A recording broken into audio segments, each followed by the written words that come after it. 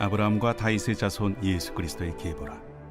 아브라함이 이삭을 낳고 이삭은 야곱을 낳고 야곱은 유다와 그의 형제들을 낳고 유다는 다말에게서 베레스와 세라를 낳고 베레스는 헤스론을 낳고 헤스론은 람을 낳고 람은 아미나답을 낳고 아미나답은 나손을 낳고 나손은 살몬을 낳고 살몬은 라합에게서 보아스를 낳고 보아스는 루색에서 오벳을 낳고 오벳은 이새를 낳고 이새는 다윗 왕을 낳으니라. 다윗은 우리아의 아내에게서 솔로몬을 낳고 솔로몬은 르호보암을 낳고 르호보암은 아비야를 낳고 아비야는 아사를 낳고 아사는 여호사밧을 낳고 여호사밧은 요람을 낳고 요람은 우시아를 낳고 우시아는 요담을 낳고 요담은 아하스를 낳고 아하스는 히스기야를 낳고 히스기야는 므낫세를 낳고 므낫세는 아몬을 낳고 아몬은 요시아를 낳고 바벨론으로 사로잡혀갈 때 요시아는 여고냐와 그의 형제들을 낳으니라. 바벨론으로 사로잡혀간 후에 여고냐는 스알드엘을 낳고 스알드엘은 스룹바벨을 낳고 스룹바벨은 아비웃을 낳고 아비웃은 엘리야김을 낳고 엘리야김은 아소를 낳고 아소르는 사독을 낳고 사독은 아킴을 낳고 아킴은 엘리웃을 낳고 엘리웃은 엘르아사를 낳고 엘르아사는 mat단을 낳고 mat단은 야곱을 낳고 야곱은 마리아의 남편 요셉을 낳았으니 마리아에게서 그리스도라 칭하는 예수가 나시니라. 그런즉 모든 대수가 아브라함부터 다윗까지 14대요 다윗부터 바벨론으로 사로잡혀갈 때까지 14대요 바벨론으로 사로잡혀간 후부터 그리스도까지 14대더라.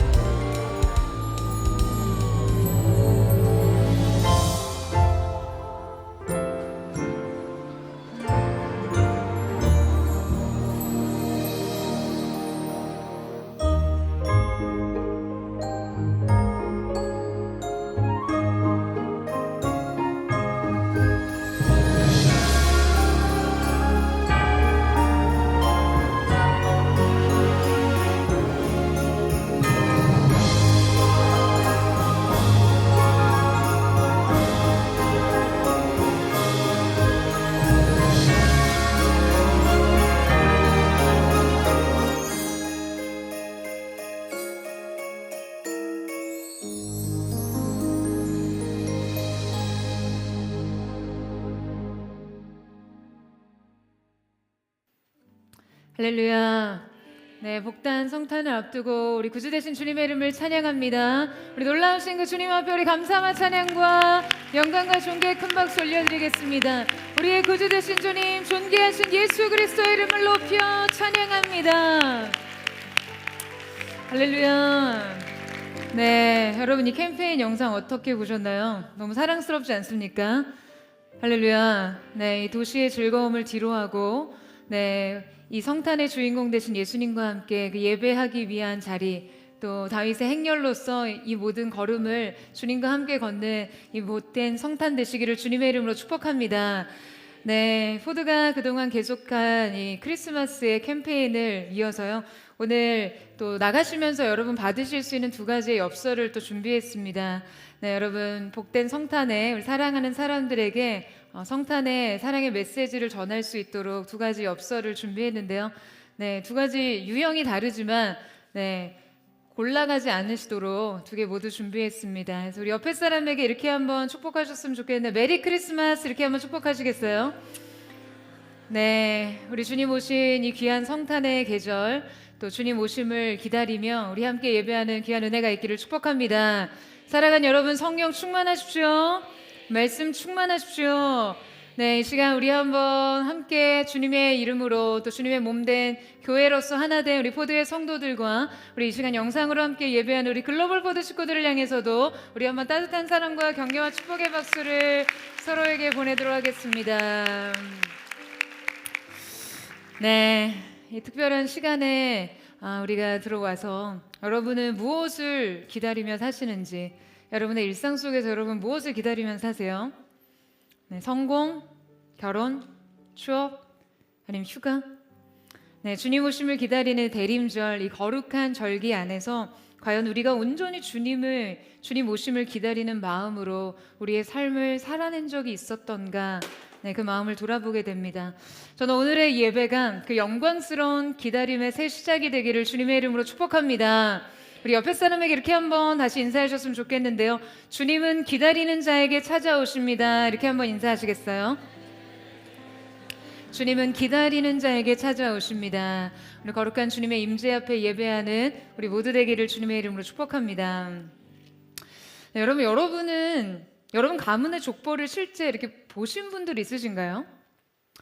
요즘 시대에 족보 따지는 사람들이 어디 있겠냐라고 물으실 텐데요. 제 어린 시절만 해도 명절에 이렇게 할아버지 댁에 놀러 가면 집안 어른들이 자손들을 불러놓고 족보를 보여주셨어요. 이게 족보에 그 학렬이 같다 그러면 아무리 나이 차이가 많이 나도 몇 대 손인지 같은 세대인지 그 촌수의 관계가 그 즉시로 드러났거든요. 옛날에는 워낙 자녀들도 많이 낳고 하니까 이 학렬 이름의 한 자리를 동일하게 맞추려다 보니 여러분 얼마나 황당한 이름들이 많이 배출되는지 몰라요. 저희 아버지도 이 학렬이 식이신데요. 세상의 모든 식을 붙여 만들 수 있는 이름이 한 집안에서 나오는 거예요. 심지어 불려지는 것만으로도 약간 민망하고 그냥 부르는 것만으로도 미안해지는 그런 이름들 있잖아요. 그야말로 학렬을 맞추느라 이름이 희생되는 거죠. 여러분, 이전 시대의 족보는 단순한 가계도가 아니었습니다. 족보는 이 왕조의 정통성의 증명서로서 왕권의 정당성을 부여해주는 매우 결정적인 근거가 됐고요. 한 가문의 명예와 위상, 또 사회적인 생존을 보장하는 정치적인 문서였습니다.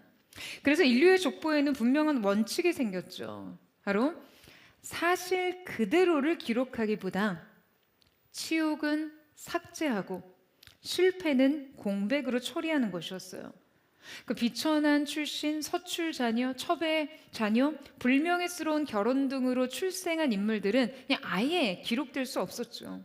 범죄나 반역, 폐륜이나 수치, 무관무직의 생애에 대해서도 제외되기 일쑤였어요.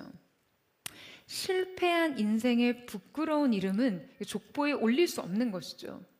그 왕권을 위해서 이런 역사는 치욕이었고, 치욕은 어떻게든 미화된 성공적 서사로 다시 쓰여지거나 아니면 그저 침묵할 뿐이었습니다.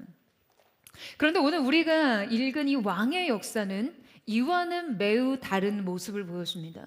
바로 왕 중의 왕, 만왕의 왕이신 예수 그리스도의 족보 말이죠. 오늘 등장하는 이 그리스도의 족보는 인간의 역사가 추구하는 방향과는 전혀 다른 정반대의 모습을 보여주고 있습니다. 감추지 않았고 미화하지 않았고 생략되지 않았습니다. 오늘 우리는 예수 그리스도의 계보를 함께 살펴보고자 하는데요. 그런데 사실 이렇게 낯선 사람들의 이름으로 나열된 신약의 첫 장이자 마태복음 첫 장의 내용을 자신의 신앙과 연결지어서 삶에 적용해서 은혜를 받는 분은 아마 많지 않으실 거예요. 많은 분들이 구체적으로 나열된 이름들과 족보의 형식에 큰 의미를 두지 않으실 테니까요. 자, 오늘 이 예수님의 족보에 드러난 특징들을 통해 우리 인생의 역사를 그리스도께서 어떻게 구속하셨는지를 볼 수 있는 그 영광스러운 기회가 되기를 사모합니다. 그리스도의 계보가 우리에게 전하는 메시지 첫 번째는 그리스도가 완성하신다입니다. 자, 우리는 먼저 이 족보가 왜 기록되었는지에 대해서 질문해 볼 수 있는데요. 자, 마태는 마태복음을 기록하면서 그 시작점에 예수님의 족보를 두고 있습니다. 여러분, 왜일까요? 여러분, 메신저들은요, 이 메시지를 받는 대상에 따라서 내용과 형식과 전략이 달라질 수밖에 없다는 것을 아실 거예요. 요새 몇 주간 PNG 총괄 담당이신 이보라 목사님이 PNG에 속한 포치, 포키, 포틴 부서를 한 주씩 돌아가며 설교를 하셨는데요. 2주 전에는 이 포드의 유치 아이들인 포치에 가서 설교를 하셨어요. 그런데 목사님이 예배에 양갈래 머리를 닦고 천사 복장을 하고 등장을 하셨다고 하더라고요. 뭔가 아이들에게 그 아이들의 주의를 끌어 말씀에 몰입시키기 위한 전략이겠죠. 그러한 전략을 쓸 필요 없는 여러분, 그 여러분 앞에 두고 말씀을 전하는 것에 대해 정말 감사한 마음을 느낍니다. 그런데 여러분, 이만큼 메신저는 자신이 메시지를 전하는 대상에 맞는 메시지를 준비해야 합니다. 이보라 목사님이 저처럼 15페이지 설교문을 가지고 포치 예배에 서지 않듯이요. 제가 양갈래 머리를 하고 그럴 머리도 없지만 천사 복장을 하고 여러분 앞에 설 필요가 없듯이 지금 오늘 이 마태복음의 저자 마태는요, 마태복음의 첫 장을 예수 그리스도의 계보로 시작합니다. 이것은 단순한 도입부가 아니라 마태가 이 글의 독자를 정확하게 겨냥해서 쓴 전략적인 내용이라는 것이죠. 그렇다면 그가 어떤 대상을 두고 어떤 전략을 취한 것인지 알면 지금 이 성경의 내용을 좀 더 깊이 있게 파악할 수 있습니다. 여러분, 마태복음의 주 독자들은 유대 문화와 율법에 익숙한 유대 출신의 그리스도인들이었어요. 말하자면 뿌리 깊은 유대의 문화 안에서 성장하는 사람들을 대상으로 쓴 글이라는 거죠.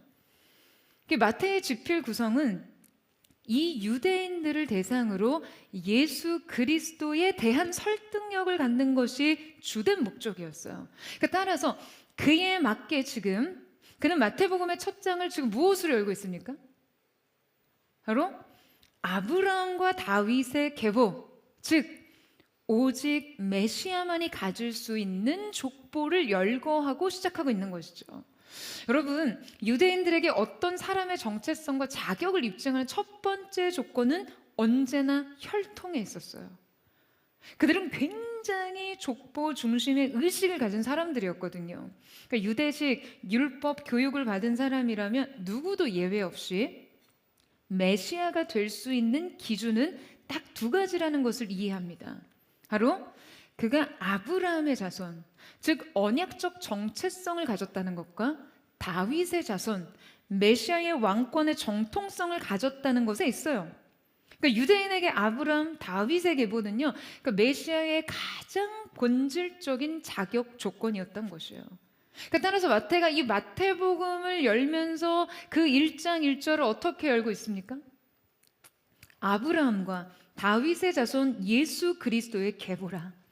여러분, 이 한 문장만으로 이 글을 읽기 시작한 유대인의 독자들은 바로 알 수 있겠죠. 바로 이해하겠죠. 예수께서 언약적 자손이시라는 것과 다윗의 후계자라는 이 메시아의 필수 조건을 만족시킨다라는 사실 말이에요. 그리고서는 이제 우리가 모두 익숙하게 알고 있는 나코의 역사가 반복됩니다. 2절부터 16절까지 인류의 나코 역사가 차례대로 기술되죠. 자, 그리고 17절에서 앞선 9절들을 매듭을 짓는데요. 자, 17절 말씀 보시겠어요? 우리 같이 한번 읽겠습니다. 시작. 그런즉 모든 대수가 아브라함부터 다윗까지 14대요 다윗부터 바벨론으로 사로잡혀 갈 때까지 14대요 바벨론으로 사로잡혀가는 후부터 그리스도까지 14대더라. 자, 여러분, 지금 이 말씀은요, 이 시대를 살아가는 우리들에게는 좀처럼 잘 이해가 안 되는 말씀입니다. 이 문장 자체가 어렵다는 게 아니라 유대인들이 이 문장을 어떻게 이해할 수 있는지 그 해석의 깊이를 우리의 문화와 역사 전통적 배경 안에서는 도무지 알 수가 없다는 거죠. 여러분, 마태가 지금 아브라함과 다윗 그리고 예수 그리스도에 이르기까지 사람들의 이름을 쭉 나열하면서 마지막에 이 내용을 한 문장으로 요약하고 있는 것이거든요. 자, 그게 무엇이냐 하면 아브라함부터 다윗이 14대, 다윗부터 바벨론 포로기까지가 14대, 그 포로기로부터 그리스도까지 14대라. 자, 그러니까 이 한 구절에서 14, 14, 14를 3번 강조하죠. 14는 유대 역사와 신학에 있어서 매우 중요한 숫자예요. 지금 살다 14, 14, 14 이게 중요한 숫자라는 건 오늘 처음 들어보시는 분들 계실지 모르겠습니다. 여러분, 이 숫자는요 철저하게 유대식 사고 구조와 신학에 근거한 것이거든요. 그리고 마태가 이것을 전략적으로 지금 매우 날카롭게 겨냥해서 이 말씀을 기술하고 있는 것이고요. 지금 마태가 언급하고 있는 이 14라는 숫자는요, 유대인들에게는 다름 아니라 다윗을 가리키는 숫자예요. 보통 우리가 이 말이나 우리말이나 뭐 영어는 보통 언어에 여러분 글자와 숫자가 구분되어 있잖아요. 기역, 니은, 디귿, A, B, C 이것과 1, 2, 3 숫자는 아예 다르죠. 자, 그런데 여러분 히브리어는요 숫자 기호라는 것이 따로 존재하지 않습니다. 그리고 모음이 없어요. 자음마다 그 글자 자체가 숫자의 역할을 동시에 합니다. 그러니까 하나의 단어가 동시에 숫자를 표기하고 있는 것이거든요. 이것을 게마트리아라고 합니다. 그런데 바로 이 14라는 글자가 그럼 누구의 게마트리아인가 라고 하면 바로 다윗의 숫자예요. 다윗의 숫자, 달렛. 이 하나하나의 자음에 있는 숫자를 표기하면 다윗의 이 전체 숫자 값이 14예요.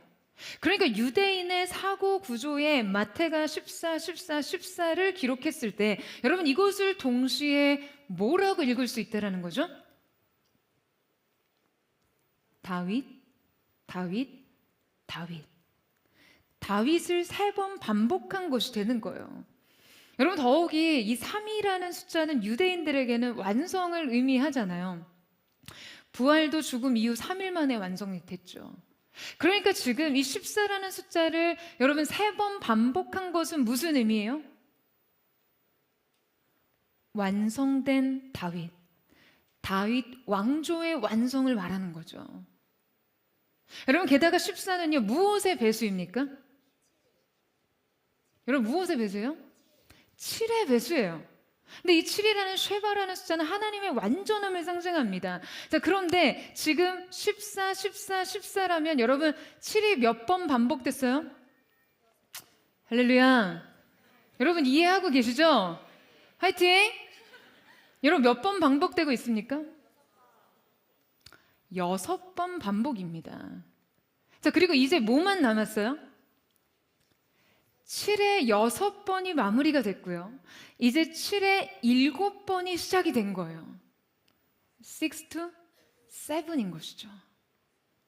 여러분 요새 그거 아세요? 이 6, 7이라는 유행어가 10대들에게 엄청나게 인기인 거 아셨나요? 네, 이제 좀 서로 알고 살아야 될 것 같아요. 이 6, 7이 10대 아이들에게 이렇게 별로 의미 없는 일들에 대해서 모호한 속어로 쓰인다고 하는데요. 어느 날 저희 둘째 조카가 집에 와서 약간 그 격양된 채로 너무 심각하게 엄마한테 그런 말을 하더라고요. 요새 애들이 맨날 6, 7 이러는데 이거 엄마가 만든 그 6 to 7 카피한 거 같다라는 거예요. 아니 우리 포드처치는 이미 오래전부터 6 to 7을 외쳐오지 않았냐. 이건 분명 포드처치 카피 밈이다 라는 주장을 너무 심각하고 진지하게 하더라고요. 여러분 저희가 매번 6 to 7 이걸 외칠 때 이 6 to 7이 어떤 의미인가요? 인간의 숫자인 6, 우리의 최선이 이제 하나님의 완성에 닿아야 한다라는 의미죠. 이제 하나님의 완성이 가까웠다. 동시에 안식이 가까웠다라는 선언이기도 해요. 동시에 이 말은 우리의 최선이 하나님의 주권적인 완성에 닿지 않으면 아무런 의미가 없다라는 말이 되기도 합니다. 그러니까 진정한 완성과 성취는 결국 주님께 달려있기 때문이에요. 여러분 아멘이세요? 여러분 우리의 최선은 주님의 주권 아래 순복시키는 고백이기도 하죠. 여러분 지금 마태가 유대인들에게 7을 6번 반복하고 이제 7의 7번의 시작을 선언하는 이유는 무엇이었어요? 이제 너희들에게 진정한 안식이 왔다. 궁극의 완성에 이르렀다라는 말을 하고 있는 것이에요. 이제 그분이 완성하신다. 여러분, 지금 제가 여러분에게 유대인들의 게마트리아까지 언급하면서 이 성경의 한 줄을 설명하고 있는 그 이유는 무엇 때문일까요? 지금 마태가 이 성경을 기록한 정확한 의도가 지금 그가 겨냥하고 있는 핵심 메시지를 여러분 우리도 파악해야 한다라는 것이죠. 그것은 바로 그리스도의 완성에 관한 것입니다. 여러분, 당시 이 유대인들은 바벨론 포로기를 거쳐 현재 로마의 식민 백성으로 살고 있었잖아요. 그들의 역사는 당시 굴욕 그 자체였죠. 그들에게 이 다윗의 왕조의 완성을 논한다는 것 자체가 여러분 어떤 의미가 되었겠습니까? 그들에게 이미 나라는 망했고요, 왕위도 끊어졌어요. 다윗의 왕조라는 말은 그들에게 그저 옛 영광이었죠. 그들의 민족적 잠재의식 안에는 언제나 이 다윗 왕조에 대한 그리움과 상실감이 매우 가득했어요. 그들에게 이 과거의 영광에 대한 역사적 향수는 매우 뿌리 깊은 정서였죠. 더욱이 마태는 포로기를 계보의 중심축으로 넣었습니다. 여러분, 이 포로기는 유대 역사에서 가장 어두운 시기예요. 유대인들에게 포로기를 떠올린다라는 것은요, 단순한 어떤 역사에 대한 언급이 아니라 그들의 민족적 절망과 수치, 트라우마를 건드리는 일이었어요. 민족적 수치, 절망, 상실감을 건드는 것입니다. 자, 그런데 지금 마태가 그걸 끄집어내고 있는 거예요.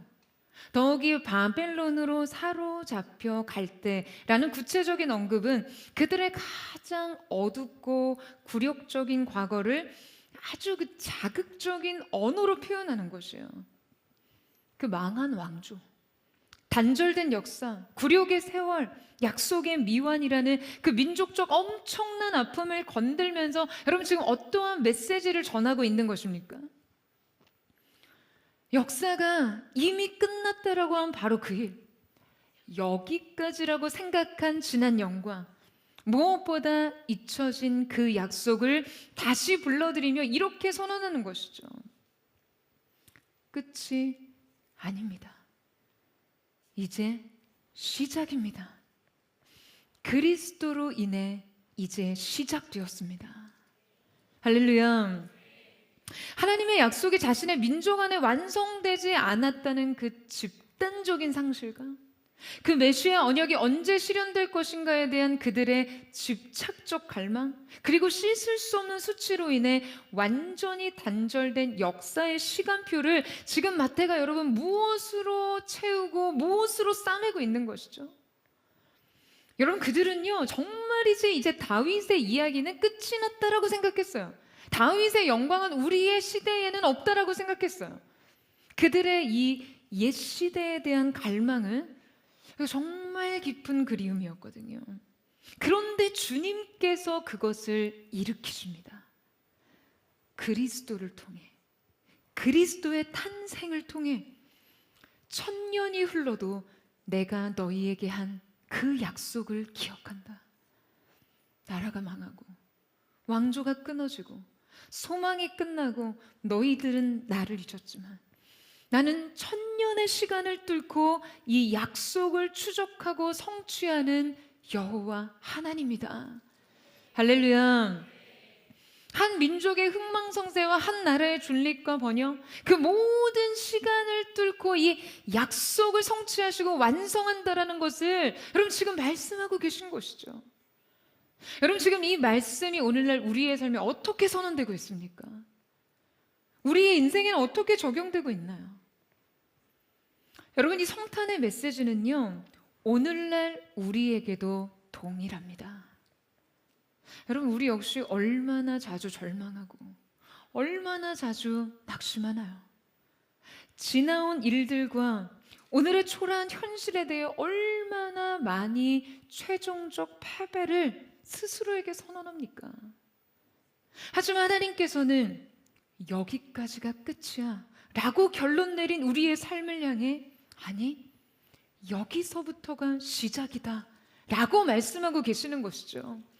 그러니까 이 실패감이 아무리 크고 이 상실감이 아무리 깊고 기다림이 아무리 오래되었다 할지라도 수천 년의 역사를, 그 천년을 뚫고 오신 하나님의 사랑과 그 약속의 신실함이 여러분 우리의 인생에도 동일하게 추적되는 놀라운 사랑인 줄로 믿습니다.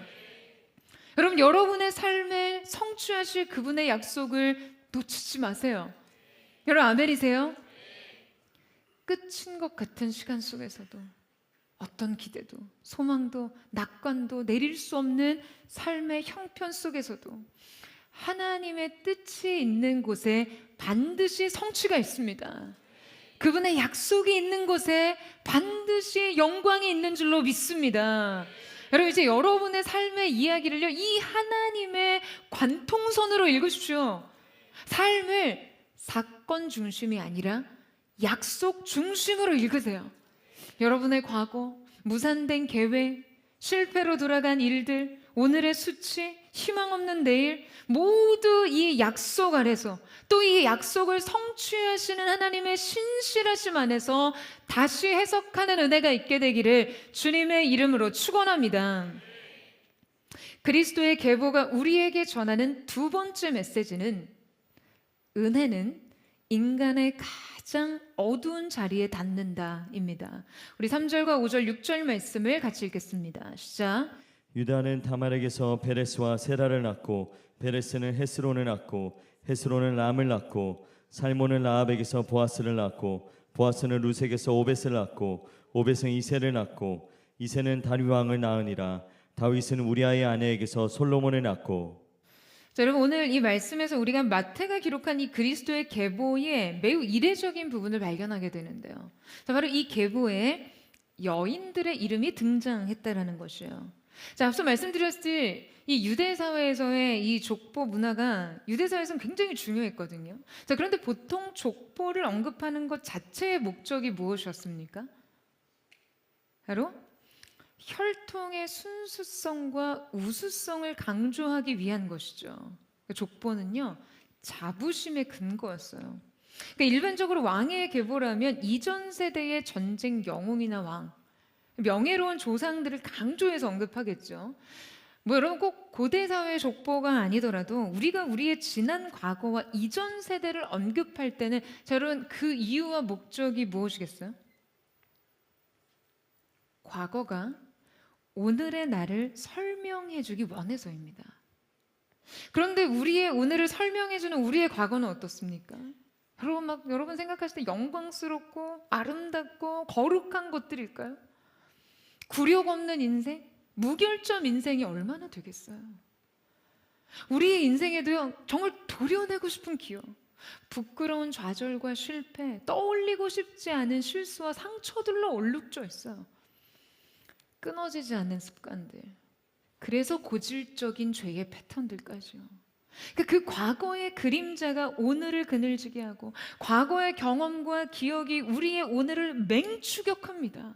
그러니까 우리는 때로 과거에 대해 굉장히 위협을 느껴요. 여러분, 우리 인생사가 그렇습니다.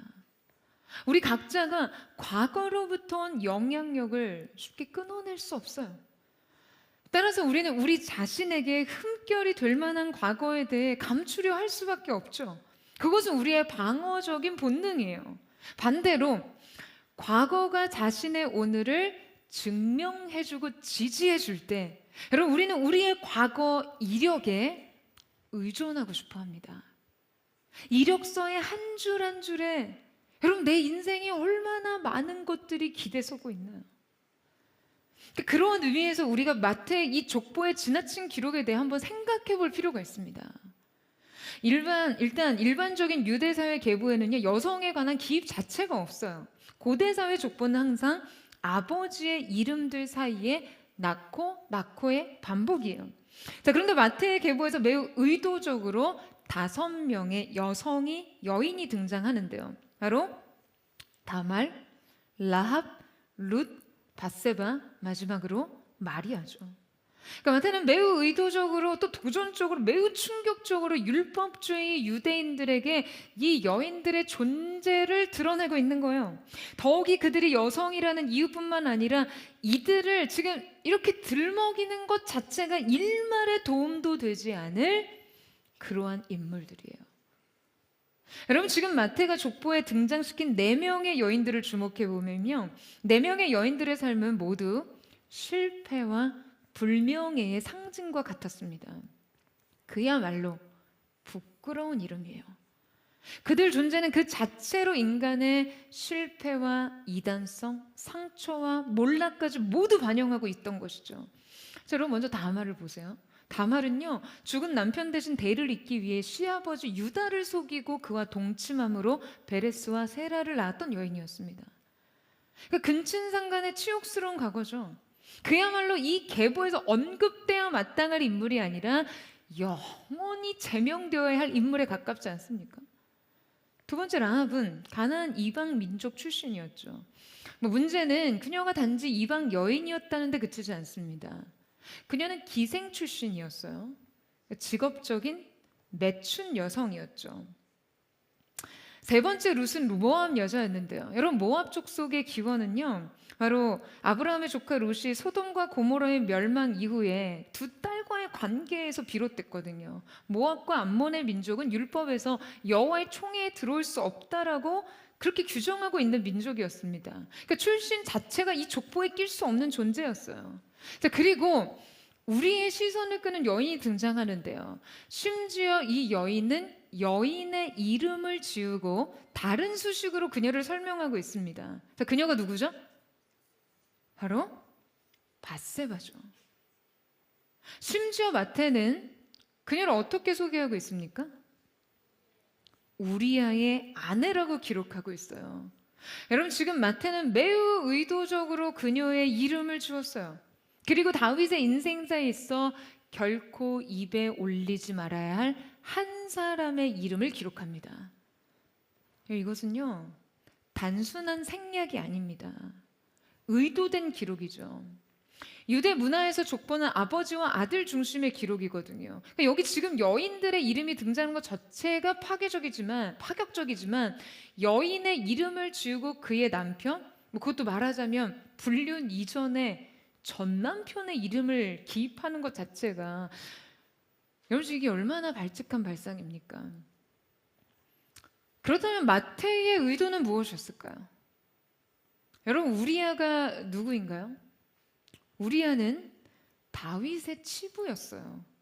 다윗의 역사에 있어 우리아라는 인물은요, 그야말로 단순히 수치와 굴욕을 느끼게 하는 그런 의미가 아니에요.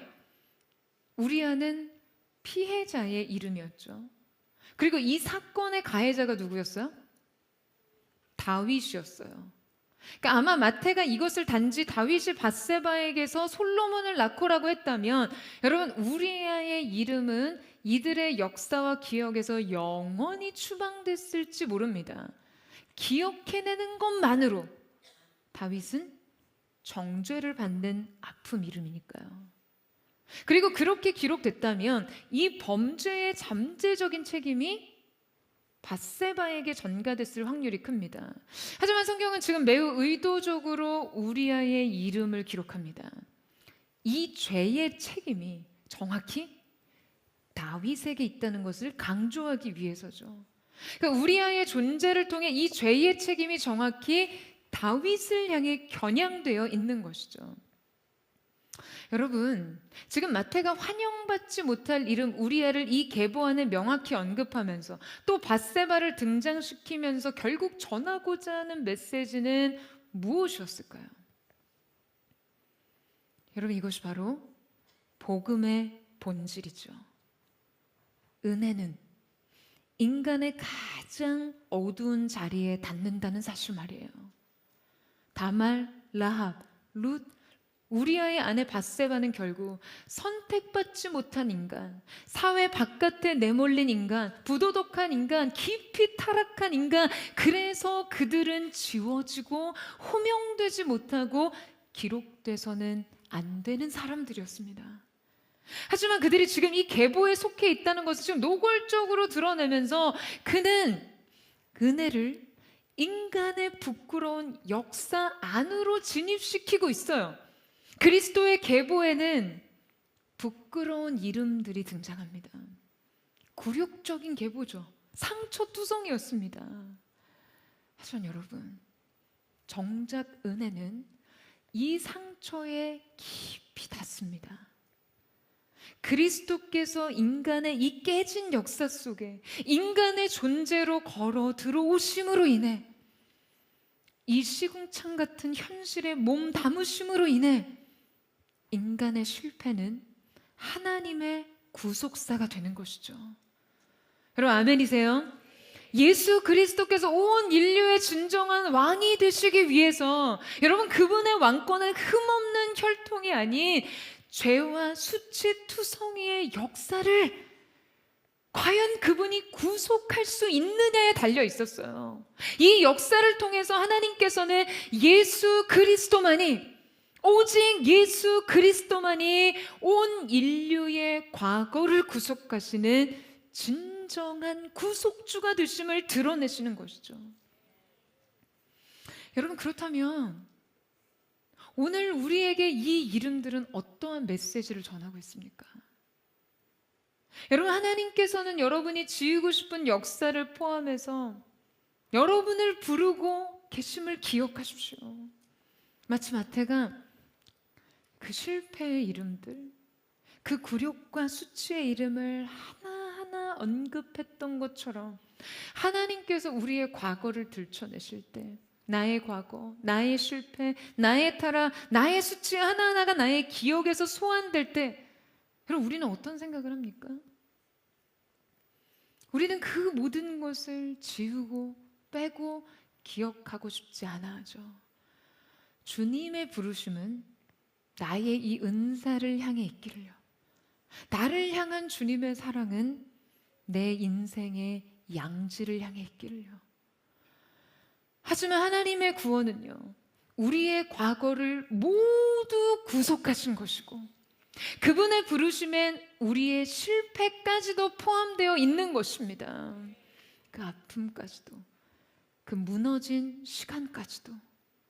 그분의 후회 없으신 부르심은 오늘도 여전히 넘어지고 실수하는 우리를 향해 있습니다. 여러분 하나님께서는 우리의 실패를 지우지 않습니다. 그 모든 시간을 구속하실 분, 여러분의 가장 약한 모습을 주님은 그분의 손바닥에 사랑으로 새기시고 늘 그분의 얼굴 앞에 여러분의 인생을 있게 하십니다. 저는 오늘 그 사랑의 구속이 우리 모두에게 있게 되기를 주님의 이름으로 축원합니다. 우리 지난 과거에 얼룩진 모든 연약함마저도 구속하시는 만왕의 왕 되신 예수 그리스도의 역사가 오늘 주님 바라보는 우리 모두에게 있게 되기를 주님의 이름으로 축복합니다. 마지막으로 마태복음 족보의 매우 핵심적인 의도와 그 메시지에 대해서 살펴보고자 하는데요. 그리스도의 계보가 우리에게 전하는 이 메시지 세 번째는 예수로 시작해서 예수로 끝난다입니다. 자, 앞서 읽은 마태의 족보는 아브라함과 다윗의 자손 예수 그리스도의 계보라라고 시작되잖아요. 그리고 이 족보는 17절에서 끝을 맺는데요. 자, 우리말로 번역된 것에 의하면 이것이 잘 반영되어 있지 않지만 여러분 이 두 구절을 헬라어 원문으로 읽으면 이 문장이 우리말 번역처럼 아브라함과 다윗의 자손 예수 그리스도의 계보라라고 나오지 않아요. 비블로스 에네세우스 이에수 크리스투, 즉 첫 문장의 첫 주어가 아브라함이 아니라 예수 그리스도의 기원의 책, 다윗의 아들 아브라함의 아들이라고 기록된다는 거죠. 그리고 계보 기술의 끝 17절의 마지막 단어도요, 그리스도로 끝맺습니다. 에오스투 크리스투. 그러니까 이 말은 족보의 전체 구조가 여러분 어떻게 된다고요? 1절에 예수 그리스도, 다윗, 아브라함. 17절에 아브라함, 다윗, 예수 그리스도. 즉 시작도 예수 그리스도, 끝도 예수 그리스도라는 완벽한 인클루지오, 이 키아즘 구조로 기술되어 있습니다. 인클루지오나 여러분 이 키아즘은요, 성경에서 자주 쓰는 이 문학적 장치인데요. 자, 구조적으로 처음과 끝에 동일한 단어 혹은 이 문장을 반복하면서 전체 단락의 주제를 강조하는 기법이에요. 그러니까 여러분이 중간에 담겨진 것들이 아무리 길고 많은 내용이 있어도 그 핵심 주제를 뒷받침하는 내용일 뿐이라는 거죠. 무슨 말인지 이해되세요? 할렐루야. 자, 그러니까 여러분 이 족보가 어떤 단어에서 시작하고 어떤 단어로 끝을 맺었어요? 예수 그리스도. 그러니까 여러분 무엇을 강조한다고요? 예수 그리스도. 아브라함에서 다윗을 거쳐 예수에 이르기까지 이 긴 역사가 뭐로 시작해서 무엇으로 끝났어요? 예수 그리스도. 수천 년의 인류의 역사의 핵심이 뭐라고요? 예수 그리스도. 인간이 경험한 죽고 사는 인생사와 모든 희노애락의 사건들의 결론이 뭐라고요? 예수 그리스도. 사랑하는 여러분, 우리의 인생도 그렇게 시작되고 그렇게 끝나야 합니다. 그런데 여러분, 여러분의 인생은 무엇으로 시작해서 무엇으로 끝이 나나요? 여러분의 인생의 수많은 일들은 무엇이 감싸고 있나요? 수많은 사건, 수많은 관계들이 여러분 어떠한 핵심을 위해서 존재하고 있나요?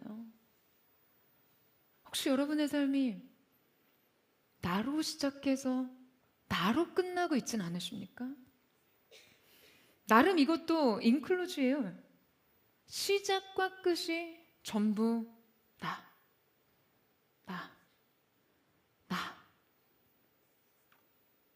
나로 삶의 모든 내용을 감싸고 있어요. 시작도 나고 결론도 나예요. 나로 시작해서 성공을 위해 살았고 그 성공도 나를 위한 것이죠.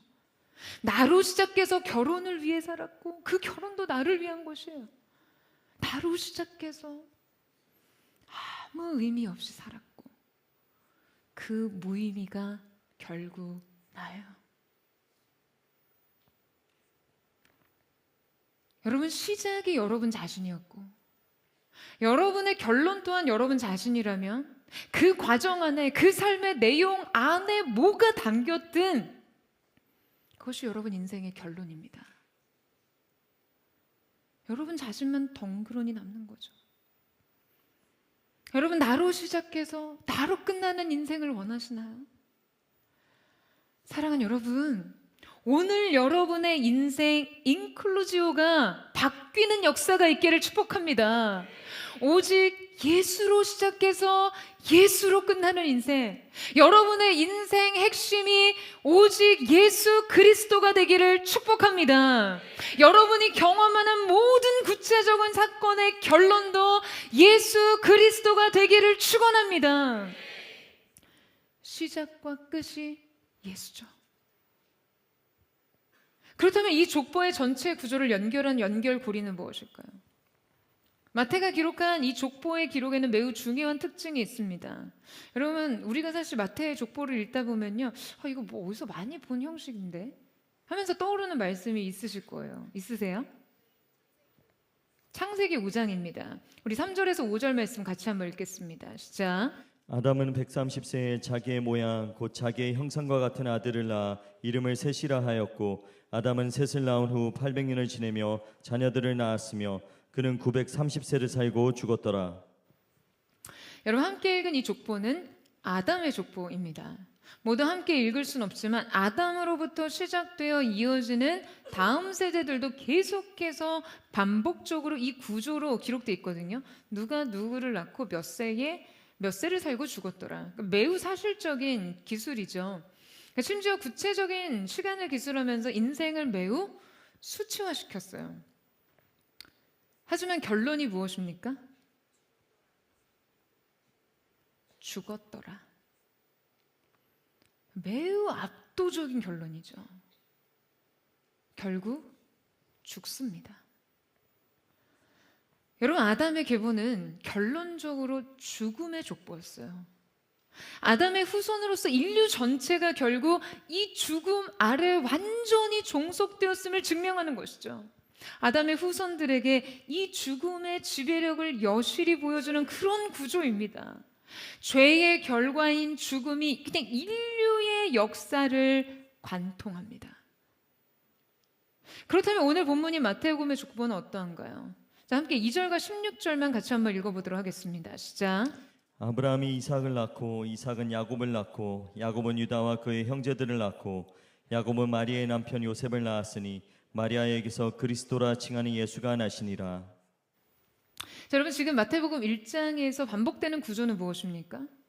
누가 누구를 낳고 계속된 낳고의 반복이죠.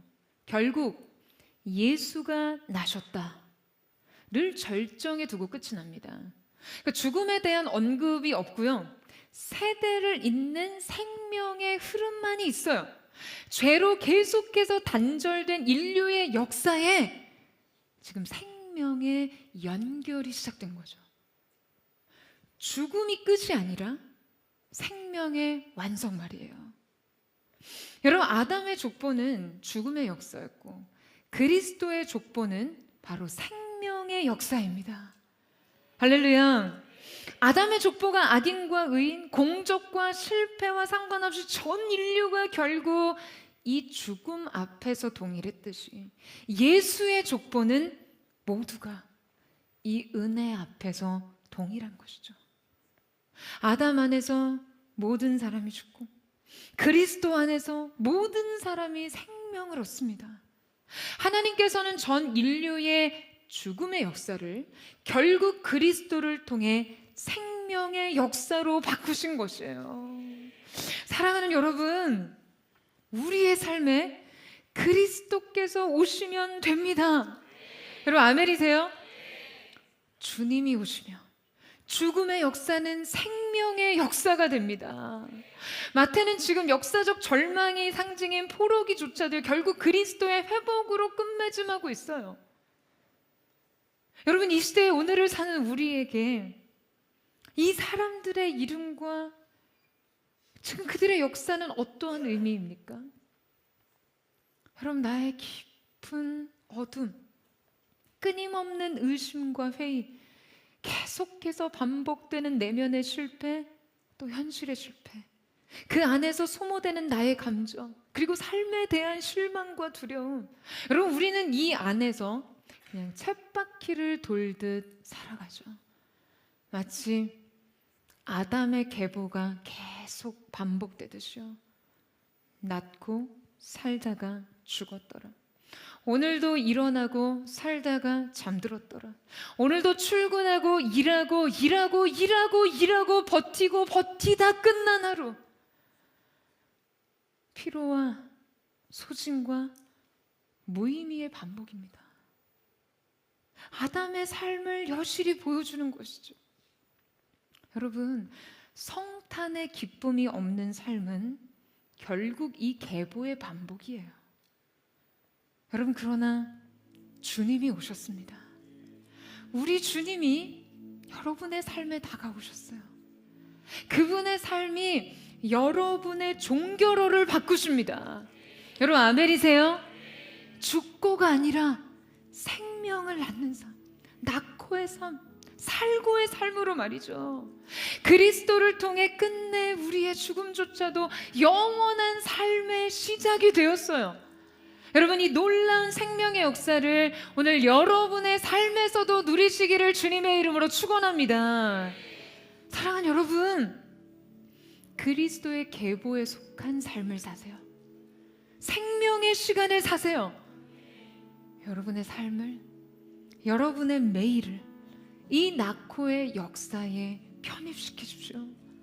우리의 매일의 삶 가운데 이 성탄의 기쁨에 동참하고 그리스도의 오심을 인생의 중심으로 받아들일 때, 여러분, 그분은 우리의 상처와 우리의 실패와 우리의 슬픔의 은혜를 바르시고 죄와 낙심이 끝이 아니라 회복과 갱신으로 우리를 이끄시는 분이십니다.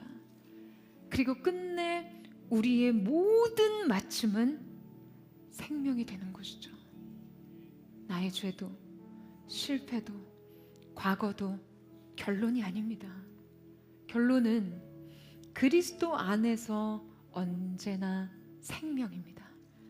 여러분의 매일의 삶에 이 성탄의 기쁨이 임하시기를 축원합니다.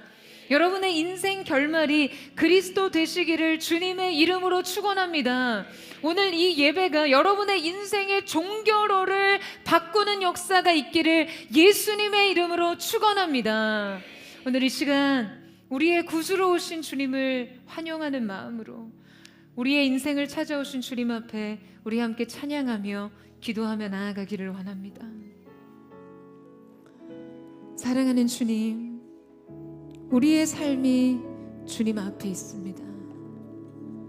마치 도려내고 싶은, 기억하고 싶지 않은 나의 과거도, 연약한 반복된 죄의 패턴이 일상이 되어버린 연약한 우리의 삶조차도 주님 앞에 남김없이 수용되고, 그러한 우리의 인생 가운데 오셔서 우리의 삶의 전부를, 우리의 존재의 전부를 구속하신 구속의 왕이 되어주셨습니다. 사랑하는 주님, 오늘 이 예배가 우리의 인생의 새로운 그리스도의 계보의 시작을 알리는 은총의 시작점이 될 수 있도록 역사하여 주시옵소서. 우리 그 마음을 고백하며 주님의 보좌 앞으로 함께 나아가기를 원합니다.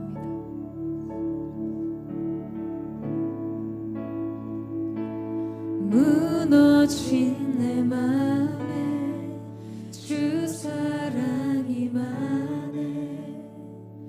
나의 눈을 열어 주 보게 하시네. 길 잃은 날 위해 성령 간구하사 나의 눈을 열어 주 보게 하시네. 나의 눈을 열어 주 보게 하시네. 주의 나라 오리라.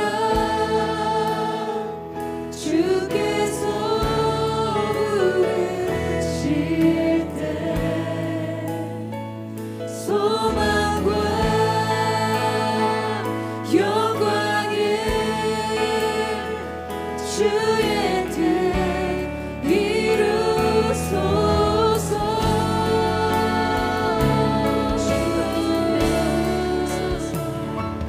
고난 지나가고 자비 영원하네.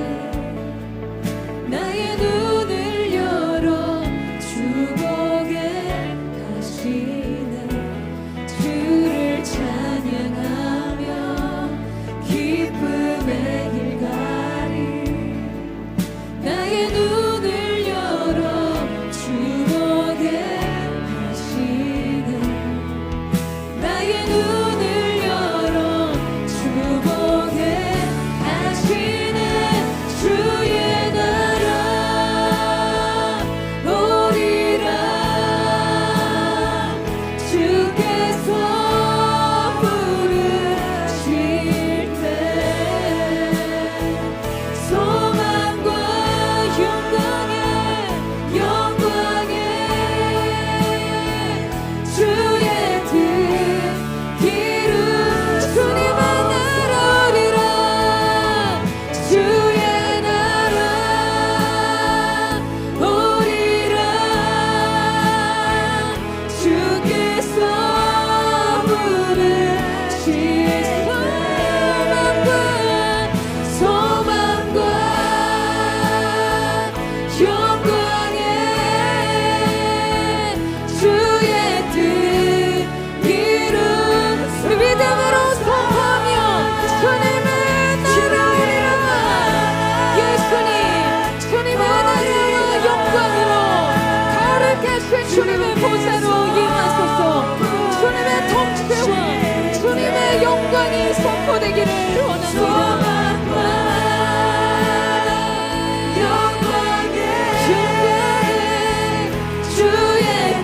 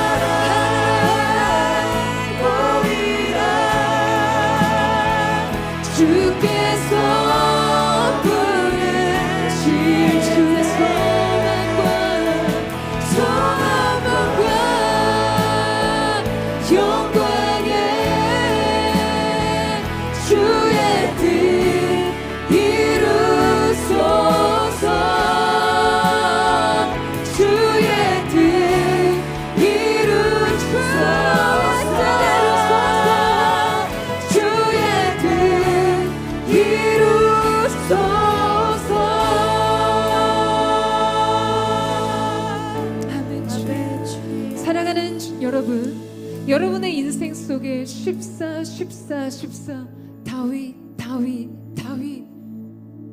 하나님 앞에 가졌던 약속, 주님 앞에 꿈꿨던 인생의 비전과 꿈, 그 소망, 그 간절한 열망이 현실의 삶 속에 전혀 적용되지 않은 채 실패한 기억으로, 인생 옛 추억으로 그저 소실적에 가졌던 한낱 지나가는 신기루와 같던 꿈과 소망같이 느껴지는 인생의 아픈 이름이 있습니까? 아니, 오늘 이 족보 속 여인들의 이름과 같이 적나라한 인생의 실패와 과거, 치욕적이고 굴욕적인 현실의 삶, 죄악의 패턴을 끊어내지 못한 채 계속해서 이어가고 있는 삶의 그 현장을 보란듯이 보여주고 있는 그런 인생의 과거, 그런 인생의 연약한 문제, 그러한 현실의 문제를 안고 있는 분 있진 않으세요? 사랑하는 여러분, 이 시간 선포합니다. 그리스도께서 완성하십니다. 그리스도께서 완성하십니다.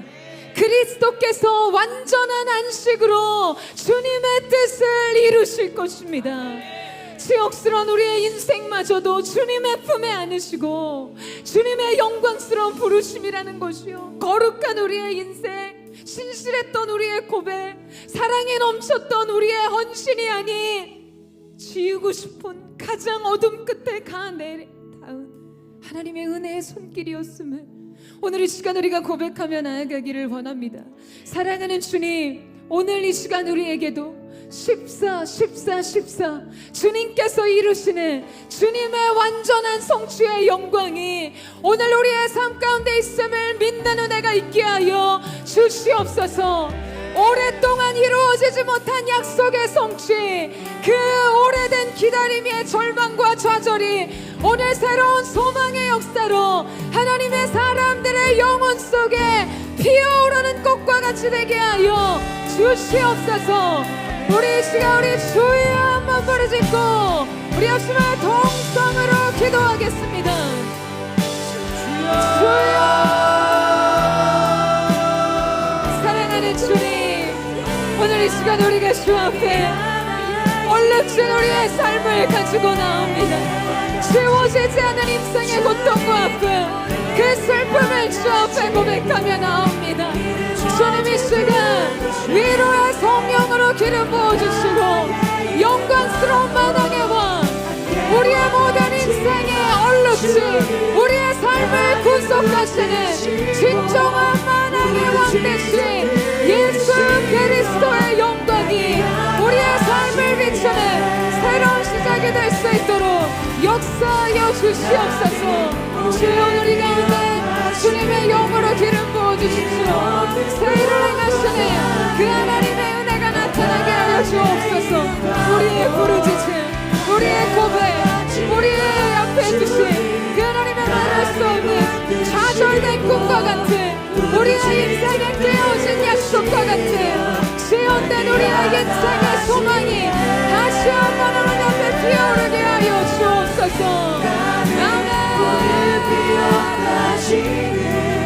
이름 없는 꽃과 같네.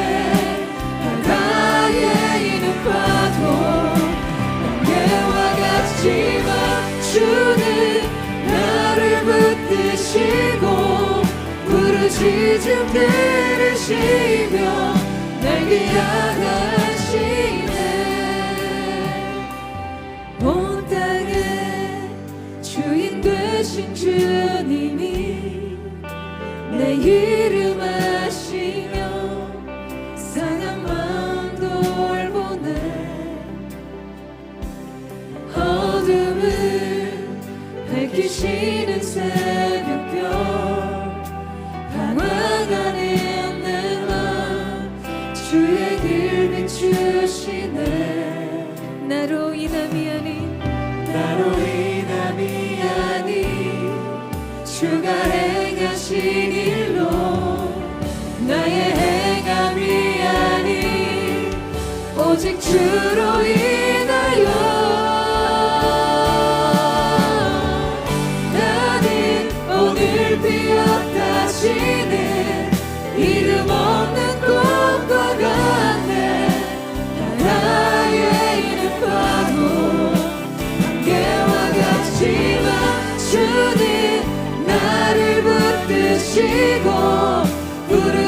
잠들으시며 날 귀하다 하시네. 주님은 나의 죄를 보시고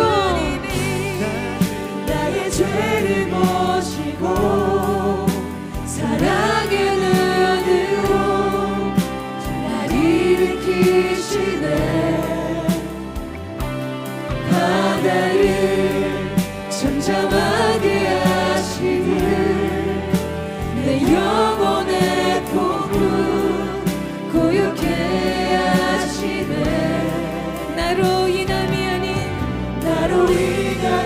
아닌 주가 행하신 일로 나의 행함이 아닌 오직 주로 인하여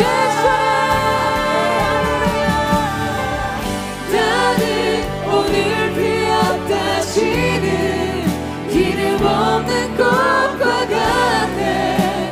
바다에 있는 파도 안개와 같지만 주는 나를 붙드시고 부르짖음 들으시며 날 귀하다 하시네. 나는 오늘 비었다 지는 이름 없는 꽃과 같네. 바다에 있는 파도 안개와 같지만 주는 나를 붙드시고 부르짖음 들으시며 날 귀하다 하시네. 나 오직 주의 것 나 오직 주의 것 나 오직 주의 것 나 오직 주의 것 나는 오늘 피었다시는 이름 없는 꽃과 같네.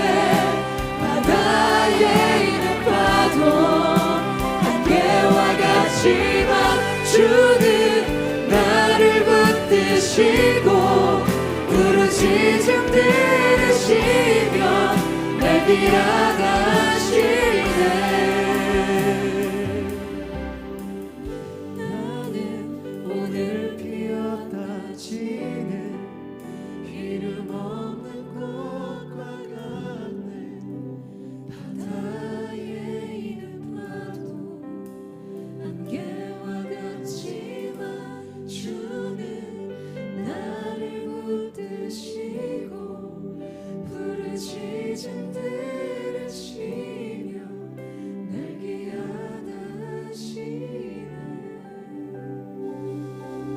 우리의 연약함까지도 주님의 구속 안에 품으시고 하나님의 뜻을 완성하신 주님의 이름을 찬양합니다. 그 놀라우신 우리 왕 대신 예수 그리스도의 이름을 송축합니다. 사랑하는 여러분, 여러분의 시작과 끝은 무엇을 향해 있으신가요?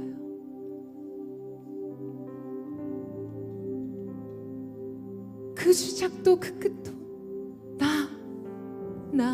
나로 시작해서 나로 끝나는 인생 아니십니까? 아니요, 주님. 저는 나는 주님을 위해 살고자 헌신하고 사랑하고 주님 예배한다고 고백하며 이 자리에 왔습니다. 여러분, 여러분의 삶의 어느 자락, 어느 길목, 어떠한 삶의 내용 중에 주님을 위한 삶이 있을지라도 그 시작이 여러분 자신이고 그 끝이 여러분 자신을 위한 것을 향해 있다면 그것은 오직 여러분 자신을 위한 삶일 뿐입니다. 저는 오늘 이 시간 우리의 인생 인클루지오가 변화되는 은혜가 있기를 축복합니다. 예수로 시작해서 예수로 끝나는 인생, 우리의 인생의 핵심은 오직 예수 그리스도. 우리의 인생 알파의 오메가가 되시는 주님, 우리의 시작과 완성이 되시는 주님, 우리의 삶이 오직 이 예수로 시작하고 예수로 끝나는 삶이 되기를 원합니다. 여러분, 우리의 인생 고백이 이것이라면, 이 과정 안에서 우리가 쓰러지든 넘어지고 엎어지고 연약한 죄악의 자리에 설지라도 하나님께서는 오직 예수를 위한 삶이었다 말씀해 주실 줄로 믿습니다. 사랑하는 주님, 선포합니다. 예수 그리스도, 예수 그리스도의 시작과 끝이 되신 우리의 왕이 다시 한번 우리의 삶의 주인 되게 하여 주시옵소서. 우리 이 시간 우리의 중심 되신 예수 그리스도를 선포하며 주여 한번 부르짖고 기도하겠습니다. 주여, 시작도 예수 그리스도, 우리의 끝도 예수 그리스도. 주님, 우리의 삶에 그 무엇이 담겼든 주님, 우리가 이 마음을 주께 드리며 나아갑니다. 우리의 인생 핵심, 온 인류의 핵심, 오고 가는 모든 세대들이 부를 이름 예수, 예수, 예수 그리스도. 보배로우신 주님 앞에 우리의 삶을 드리기를 원합니다. 우리의 삶을 감싸고 있는 그 모든 것이 예수 그리스도, 주님 당신을 위한 것이기를 원합니다. 오늘 인생의 인클리지오가 변화되게 하시고 오늘 우리의 삶이 주님의 역사 앞에 오직 예수로 다시 쓰여지는 은혜가 있게 하여 주시옵소서. 아멘. 모든 삶의 중심 되신 예수,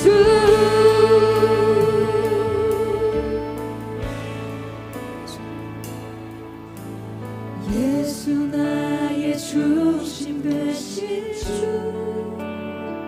아멘. 주 예수 나의 중심 되신 주, 시작부터 끝까지 나의 삶 속에 늘 함께 하신 예수, 예수 내 삶의 중심 되신 주, 내 삶의 중심 되신 예수,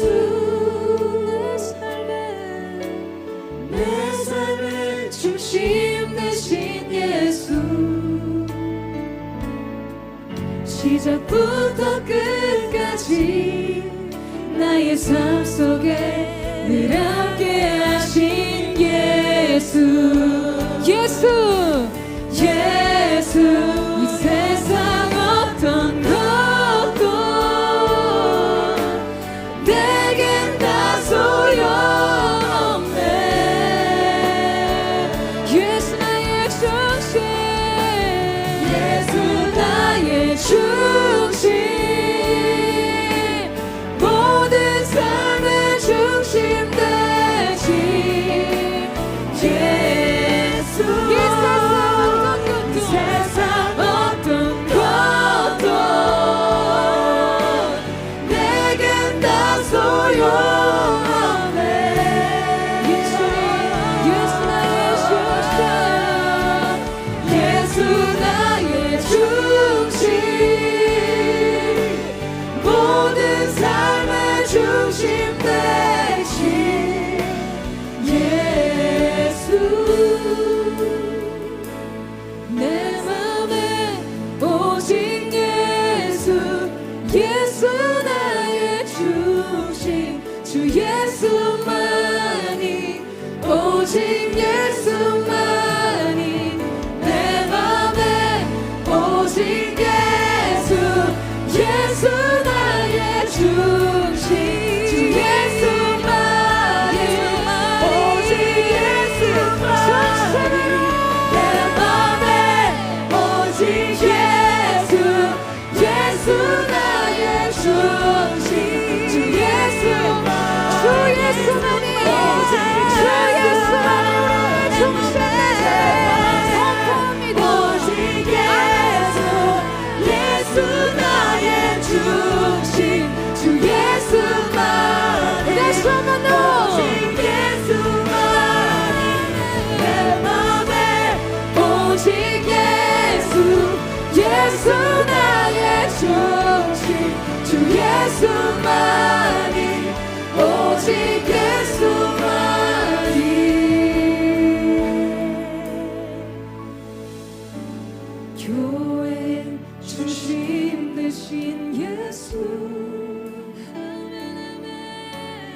교회의 중심 되신 예수 다 무릎 꿇고서 모든 입술 주를 신하네 예수 예수 예수 그리스도 예수 예수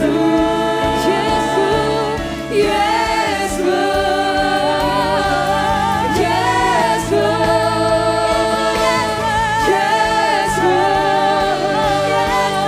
예수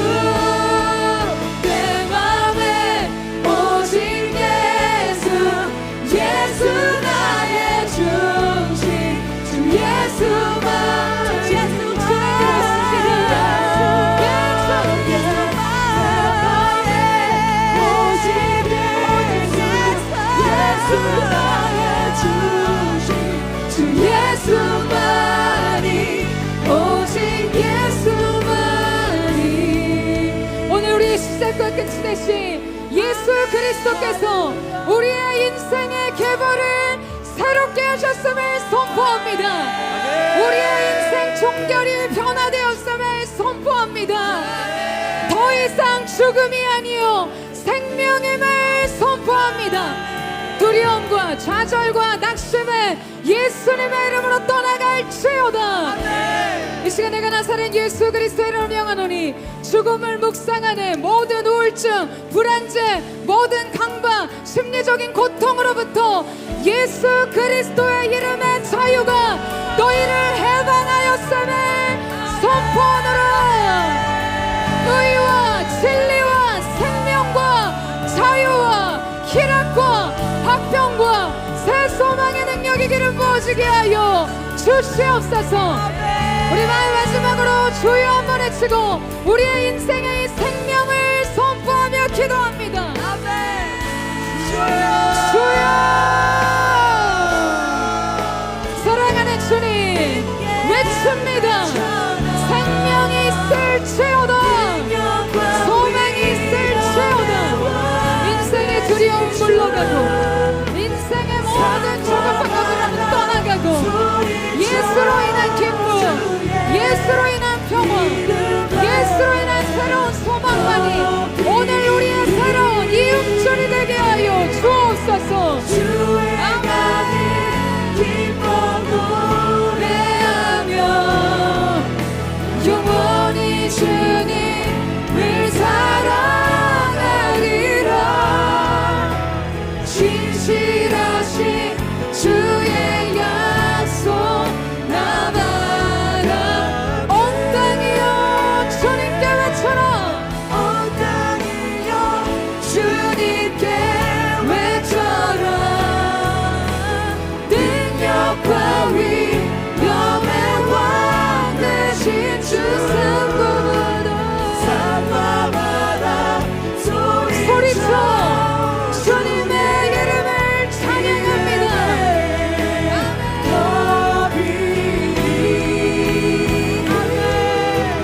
주행하니 기뻐 노래하며 영원히 주님을 사랑하리라. 진실하신 주의 약속 나바라. 진실하신 주의 약속 나바라. 진실하신 주의 약속 나바라. 신실하신 우리의 왕 만왕의 왕이 되신 예수 그리스도 이름을 찬양합니다. 오늘 이 가운데 오셔서 우리의 인생을 생명의 사건으로 구속하신 주님을 찬양합니다. 그 놀라우신 은혜를 베푸신 주님을 찬양하며 감사드리며 살아계신 예수님의 이름으로 기도드립니다. 아멘. 우리 주님 앞에 우리 감사와 찬양과 영광의 큰 박수 올려드리며 나아갑니다. 성탄의 구주 되신 주님, 우리의 인생을 생명으로 이어붙여주신 놀라우신 주님의 사랑에 감사와 찬양을 드립니다.